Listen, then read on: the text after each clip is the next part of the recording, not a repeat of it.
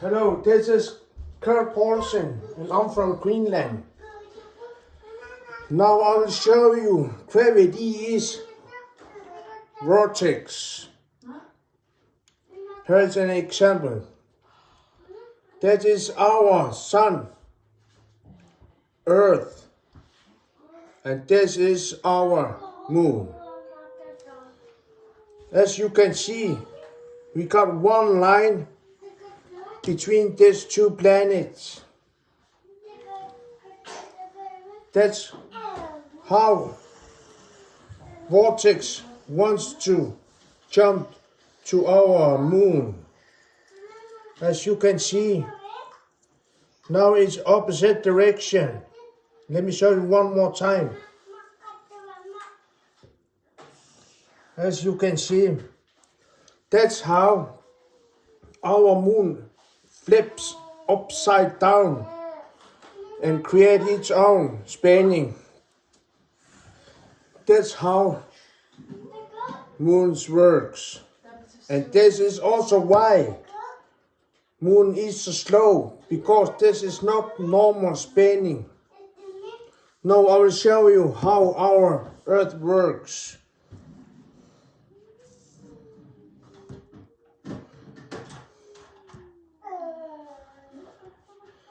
This is Mercury and this is our Earth. As you can see, this is vortex, but they are not connected. That's how we got this, our orbit. If you're imagining this is vortex. Let me try one more time. Can you see? We got this elliptical orbit. And if you can see, that's dot, that is North Pole. You can see, that's how we got our 23 degrees tilting. Now you know how Earth works. This is also reason our Earth is spinning, because of vortex. You know, 24 hours spinning. Now I will show you how Venus got its own spinning.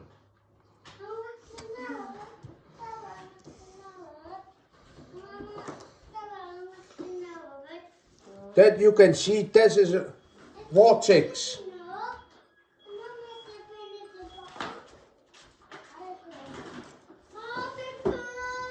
That means we got one line again to the sun between three planets.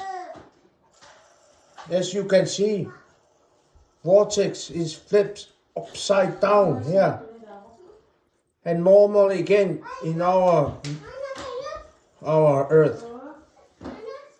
That's how Venus got its own upside down spinning, because of these two planets.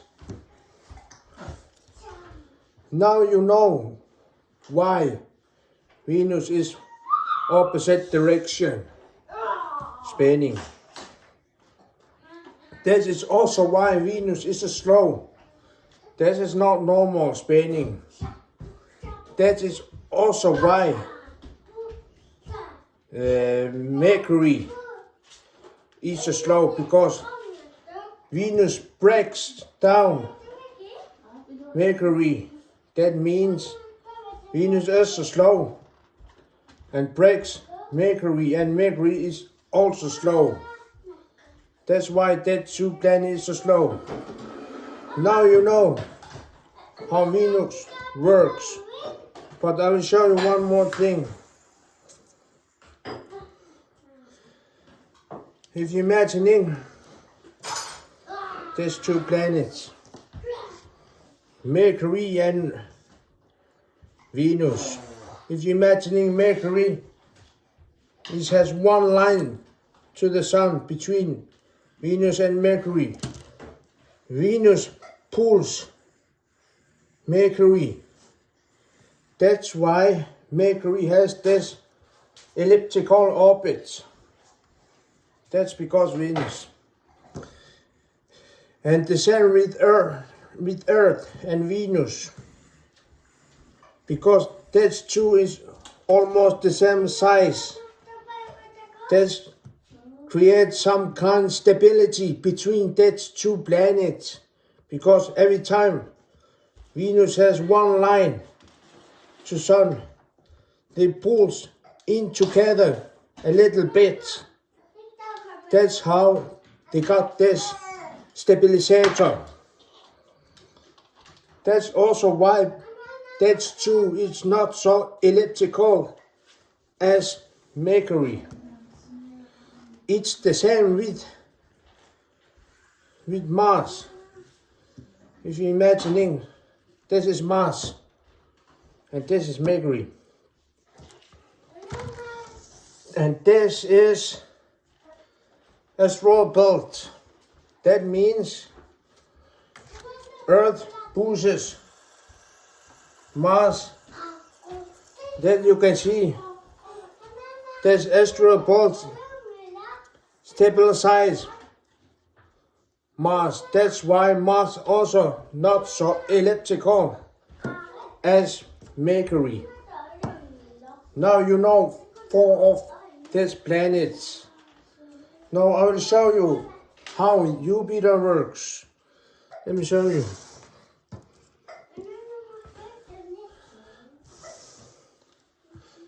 That's the Mars, and that's asteroid belt, and that is Jupiter. You can see this vortex. It's a one line, but asteroid belt is in the middle.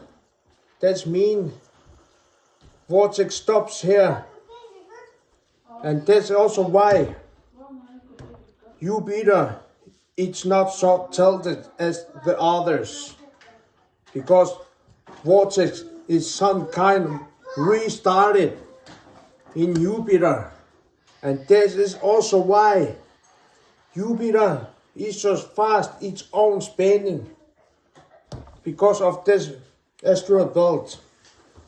Now I will show you how Uranus got its own spinning. Yes, just a minute.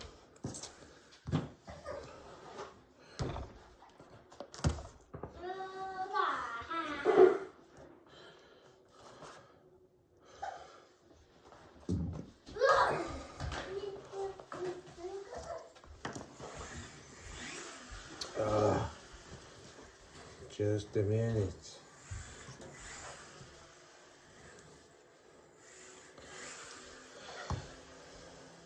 Now you can see this Saturn and this is Uranus. That's one, that's Pluto. And this is Neptune. Pluto was a moon to Neptune. That's why Pluto is here. As you can see, we got one line between 4 planets. That means in the middle, vortex is stronger. And Pluto is little, but it's strong because of Neptune. Now I will show you. If you're imagining there's vortex want to jump here, and Uranus wants to flip upside down, but if you see that's Pluto, can you see? Uranus pulls Pluto out of Neptune. Now Pluto is not so strong as before, because now Pluto is alone. And as we can see, Uranus is vertical spinning now. That means Uranus kicks Pluto out its own orbit. That's why Pluto has a different orbit than others. Now you know how planets works. And gravity is vortex. And this is evidence of gravity is vortex. And thanks for watching.